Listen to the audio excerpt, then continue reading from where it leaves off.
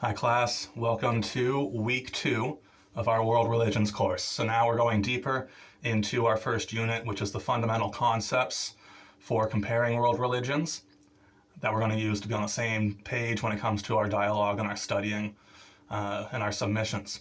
Okay, so the first fundamental concept we're going to go into, it's following on the heels of our reading from last week about how we learn from both the similarities in the world religions and the differences.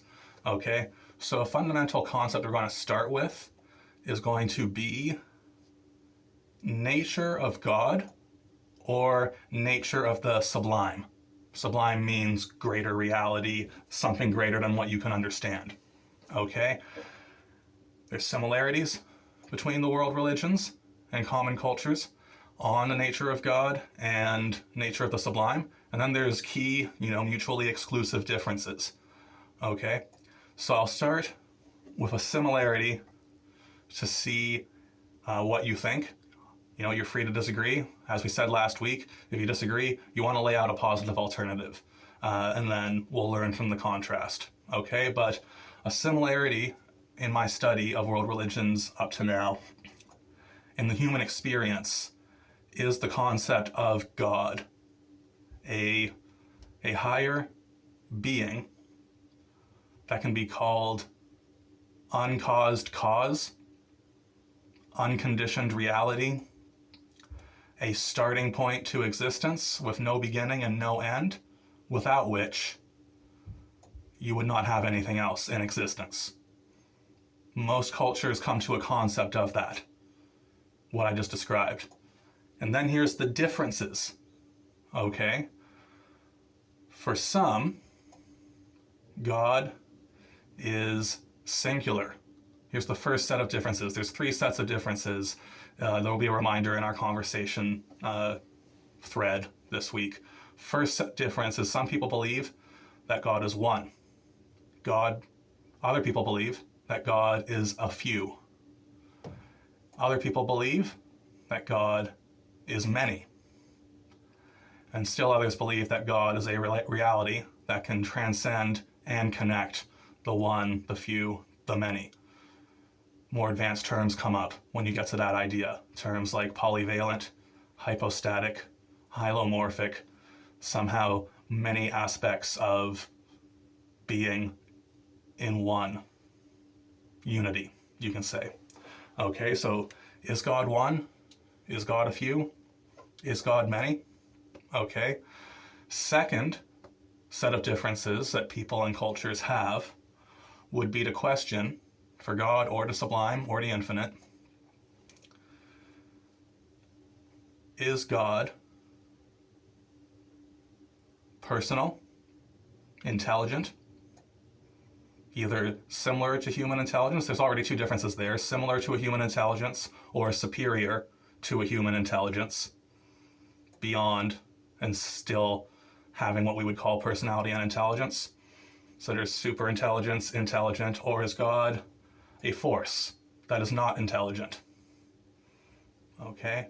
Or is God us misapplying terms or just making terms that we can understand for a void of sorts, a sort of eternal rest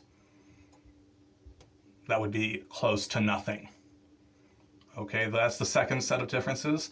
Some view God as super intelligent and personal. Some people view God or gods, if they're going into, you can see how a matrix develops between different options for different sets of differences. How God or gods or the infinite or the sublime can be like a human intelligence, just with extra attributes of creative power, or how God can be a force, okay, or how God can be a type of void that we go into and take peace in. So aside from is God one, a few, many, or a transcendent connection, of course you can mix all of them. That's the first layer. Second layer, super intelligent, intelligent, a force, a void. The last difference we'll go into is God separate from material nature? Is God a substance without matter that we could call spirit? Or is God embedded in matter and nature? Is it one, the other, or is it both and?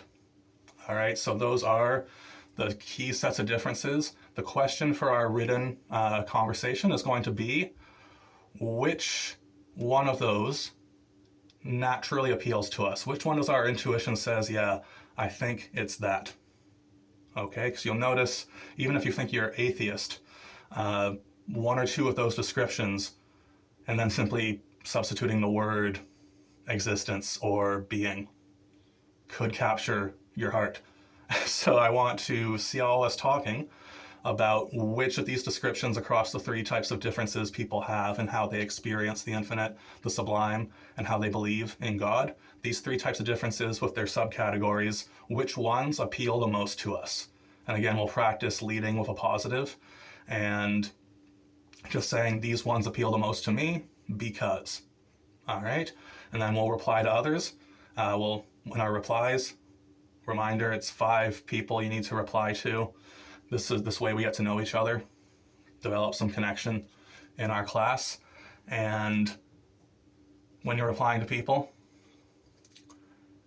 say you start with something to show that you read what they said, that you understand it, that you're comprehending it, and that you can appreciate or affirm at least one thing in what they said. And then if you really like what they said and you want to build on it, that's your obvious next step to finish your reply. If you're not quite connecting with it and you want to say, oh, I think other things might lead us to other goods, and here's the other goods that I see from these descriptions of the infinite, of the sublime, of God. Okay, so start with comprehension either way, and then either build on what they said or just say a positive alternative that you see things going towards as we study this more. Okay, thanks a lot.